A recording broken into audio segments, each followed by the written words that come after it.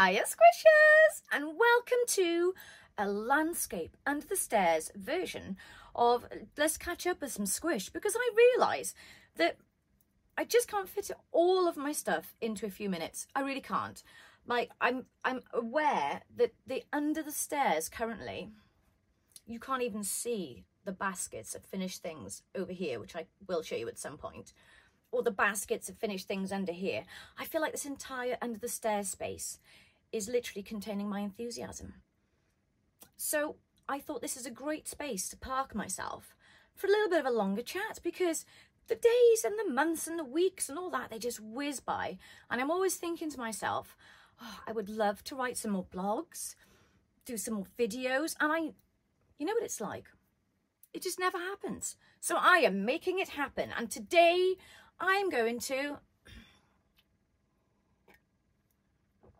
give a little recap of where I am, because I can't quite believe we're almost at the end of April, which is when my birthday is. Oh my gosh. Which tells me I'm at a particular point in the year where it's serious time to make some plans. And plans I have been very busy making, and I'm very glad that I also made some plans at the beginning of the year. So I thought, why not, since I've been organising all of my squish, which is, I must tell you, in nooks and crannies, drawers and boxes, bags. And when I gather them all together, I'm looking around because they're everywhere. I thought this is a great way to show you where am I in my knitting journey right now, because it's very different from last year. Oh yeah. So if you need a cuppa, grab a cuppa, give it a pause, pop away, grab a cuppa and come back as we start a whip tour of what Kate has discovered that she could potentially finish this year. There you go. Because some of these projects, if I can't finish them this year, or if I knit them all year and they exist outside of next year, they will be so ginormous, they will be completely impractical. So there's another reason why they need to be, you know, restricted. So ready? Let's go. Right. Where should we start? Where should we start? Right. Number one is the whip that I was going to pick up last night, but I failed to do anything with. It's okay. Squish moments come and go, as you know. You can't always have regular time to craft. But this is, I have an extraordinary amount of spotty bags. So sometimes it just gets a little bit confusing. So if I'm like, oh my gosh, they're everywhere. So this, not that, see, not that, this is what I picked up last night because I wanted to finish this. Now, at the end of last year, I managed to complete lots of knitting goals that I was really excited about. And it wasn't like a tick list. It was more like, why aren't you knitting 2 socks? So you got a pair? And I didn't really have a valid reason. So I've started knitting in pairs. And that is like, it's changed my entire knit game. Let's start with the socks. It's changed my entire knit game. Like, honestly, I really didn't see, because I feel like sometimes my knitting, you might resonate with this. Do you know, sometimes when you make something, you kind of feel like it's too good to wear? Well, that's kind of how I feel about my socks, because I walk around this house all, as you know, I do a lot of walking around from different room to room, and I don't want to trash my socks. So I've kind of felt like, oh, I don't want to ruin them. But the other thing is, like, I make them, so it seems a little bit silly to not wear them and wear them out. That would be quite fun. Imagine wearing out a pair of socks. Like, I've never worn out a pair of socks. Don't even know what that looks like, because I'd like the experience of having to darn them back. So I'm missing out on little bits of joy in crafting that I just can't access because I haven't trashed my stuff. So there you go. Oh, maybe that's an ambition for this year. Wear a pair of socks out and have them available for darning. And that, I won't scuff them on purpose because we're not into trashing on purpose, but if that's a good goal to aim for. So knitting pairs has like revolutionized my sock knitting game. And when I say pairs, I loosely mean 2 socks you can wear at the same time. Sometimes they're mismatched like these, and I'm just gathering them. Hang on. Ooh. Gathering them together, because if I look around and showed you how much knitting I've been able to stuff under the stairs, there is only a certain amount of stuff. How many socks do I need? So I'm putting them aside. I have no idea what to do with them, whether to pop them in the shop, whether to do them as gifts. I don't know, but I'm sticking them to the side until I have enough so I can sit down and pop lots of toes on. So I'm knitting pairs and sometimes matching pairs, because that's quite fun as well. I enjoy the matching scrappy pairs. Oh, it's attached already. Matching scrappy pairs. That's a lot of fun because actually sometimes too much colour is a bit too much. Do you know what I mean? At least it's a bit more predictable when you've got two the same. So I'm trying that out. So on the scrappy vibe, I'm also, one of the projects I did last year that I did not complete, well, I completed the hat. Oh, what am I rambling on about? But I didn't do the pattern release. Is this spiral squishy hat. I just absolutely love this. It's obviously getting a bit warmer, but if I can get some of these done for like the autumn, winter time, that would probably be handy. So I'm thinking ahead. So this is like a really fun hat pattern, and it's basically the same as my sock pattern, that's a spiral pattern, and I've just turned it into a hat. So you've got that real nice stretch and squish and stretch and flex, and the benefit of knowing you can go scraptastic. I just love these. And talking about scrappies, of course, I have an abundance of them in, I say an abundance, it just feels, I really enjoy going through the boxes to get all the bits of babies together to make kits. I'm trying to keep stock of scrappies in the shop so that if you ever need a pow to your crafting, they're available in the shop yarn bit, and these are what I make all my socks out and all my yarn stuff, because oh, it's just endless fun. So endless fun leads me to like this knitting project here, because I'm looking around choosing them next. This is a swip swap scarf. I did finish it off, or rather I decided I was done knitting it, and then I realized actually I was not done knitting it at all. And if I carry on doing it, I will have a super duper long wraparound scarf ready for the winter coming up. So this is my swip swap scrappy scarf. This is a free pattern on the website, and this can be as long as you like, which is why I've just picked up the stitches. Where have I done it? It's probably around here somewhere. So I picked up the finished stitch line, and then I carried on going, because sometimes I enjoy projects that kind of take a little bit of concentration, and other times I like projects that are really intense colour stuff, and other times I just like a project that I can just pick up and just knit for quite some time without worrying. And that project, I can tell you, is turning into my giant squishy dot blanket, which is in a giant stuff bag, boop boop, because it's giant, which is quite handy. And I'm trying to keep these needles from popping off the edge whilst I use all my, I have lots of interchangeable needles. I love those. I find it's a lot easier to manage my knitting on my lap when I'm knitting larger things. So circular needles are my best friends, really. So I've got these on large circular needles, and this is always deceptively larger than I think. Whenever I'm knitting and I think, oh, that's not that big, whenever I cast it off, it's ginormous. So this was the project I was referring to when I said it could get so big it's impractical. So I'm going to kind of try and keep it to a reasonable size, but I want it to be big enough to throw over one of the girls' beds, because these are lovely to have as throws. So there you go. Using any colours I get my hands on. So that's one. Well, oh yes, 2 projects in one bag. This is another project I'm working on, again with scrappies, which are my faves.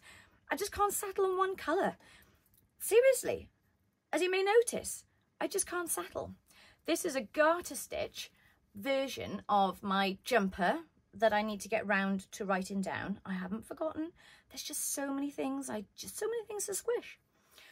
This is a garter stitch version of my jumper, but it's turned into a shawl or a ginormous wrap. So I'm going to see how that goes, because this is like a test piece. So before I show you too much of that, I'm going to get a bit more done so I can see how that lays out.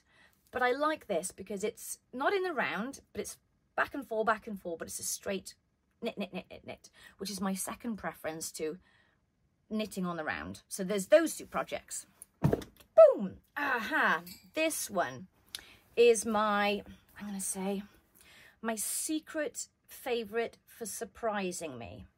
Now this project I remember when I first went to Wonderwall Wales, which is in Wales, which obviously is self-explanatory there.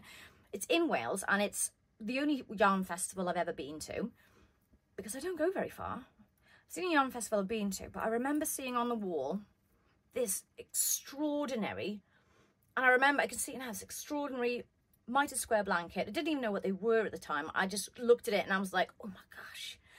And what struck me immediately was how much time, it was huge, how much time it took that person to make it. And I think that in itself was more wow, you know what I mean, than even the colours. Like the colours, I think it was the Nora wool, the one that changes. I love that. Changes all the time. But it was just a real statement of how much love somebody had for their crafting time. And I thought, oh my gosh, one day I would love to have the commitment to making a really big, enormous one of these. So this is as far as I've got so far, which isn't too bad. This is the biggest I've done so far. And I've resisted the urge to cast it off and make it into something I can stick around my neck, which is generally my go-to. That's it, because I can wear it straight away. So I'm going to make this my, wow, I can't believe I actually managed it, project of the year. Because if I manage this in a couple of months, a square every now and again, that's what I'm aiming for. And these are only 5-gram squares, which are the sizes of these in the Scrappy bags. Because I thought, I knitted up the 10-gram square, and I thought that's more than I could, like there's more. Can we just go smaller? Because I need to make this reasonable. And that's something that I would say to you, is always just be reasonable with yourself.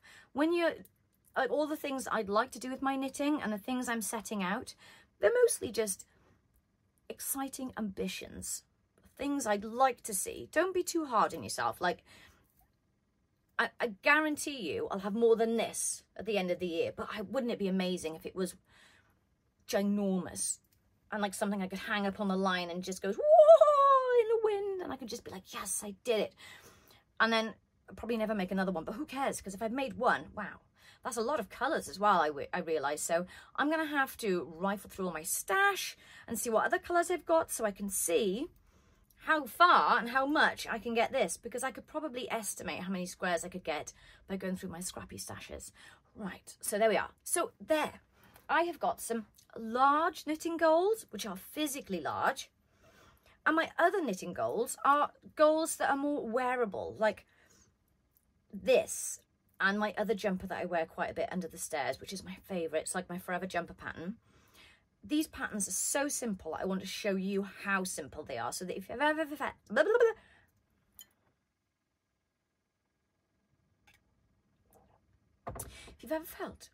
a little bit intimidated by knitting a jumper, or even something that's just garmenty like, I want to make you feel a bit more relaxed about it, and that it just can't go that wrong. It just can't go that wrong. And I want to make those patterns easy to read, easy to digest, and also easy for me to show you how to customize as well. And talking about customizing, I've fallen down a bit of a clay rabbit hole. Straight away, I got a button. I am toadstooling my life out. Now, obviously, you may have picked up that I enjoy toadstools. Well, it's kind of been like a magical thing of mine that I just love them. There's something about them, I just love them. So I have been looking at how I can further add colour and seasons to my outfit, because it's just been so miserable.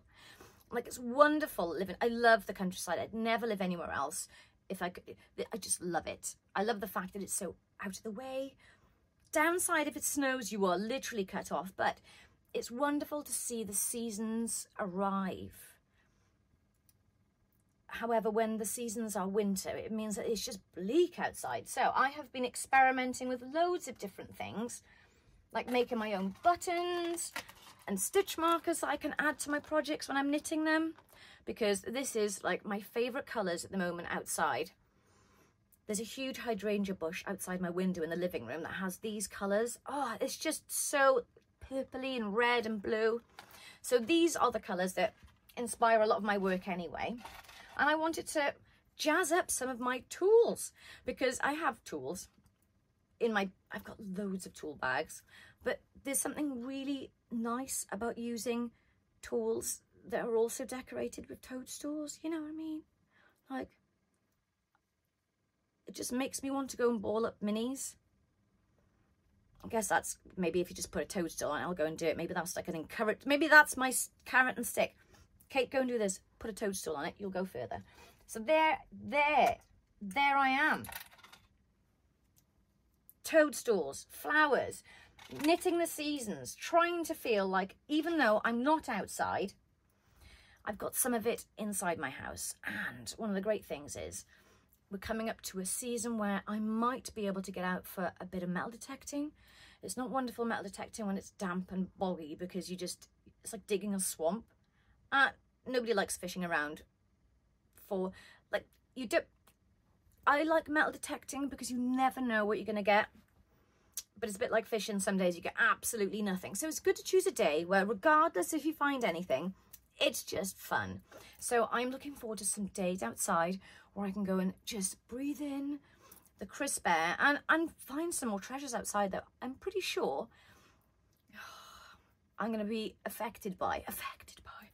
Like, I really enjoy the buttons that I discover, and I mentioned that in a video the other day. But there are so many little buttons I'm on a quest to find that I'm trying to reproduce. Reproduce them. Here's a good example. Like there's these beautiful little round dome buttons that they used to make, and they used to have loads of them down there. Collars. So like this little domed one here is like my homage to that, because I wonder what these would look like on a garment. And also, I want to encourage myself to explore buttonholes, because I don't do those. And maybe I'm missing out. Like I've mentioned, maybe I'm missing out just because I haven't tried them and I don't know that I'm a secret button fan. Who knows? So those are things I want to check out this year. So hopefully I will have, at the end of the year, a bunch of projects to show you. Don't worry, I'm not going to wait till the whole year to do another video. It's mostly like these projects. I expect long-term progress, but short-term, I've got some hats and wrist warmers to get down, get patterning, and get out to you guys. And also, if you want to find out when the patterns are out in the shop, join my Squishmail, which is on the website, and I will send you the information as to when they're available for you to download for free, of course, because there's so much fun to make. Why not? Because actually, if you have never knit a sock, because you're a bit scared of heels like me, try one of my sock patterns without heels. This one here is my signature sock pattern with no heels. No heels, seriously. And it'll change your life. If you don't like heels and you've never tried socks, try this pattern or any of the heelless sock patterns. Life-changing. Right, I'm going to do some squishing and I shall catch you very soon. Bye!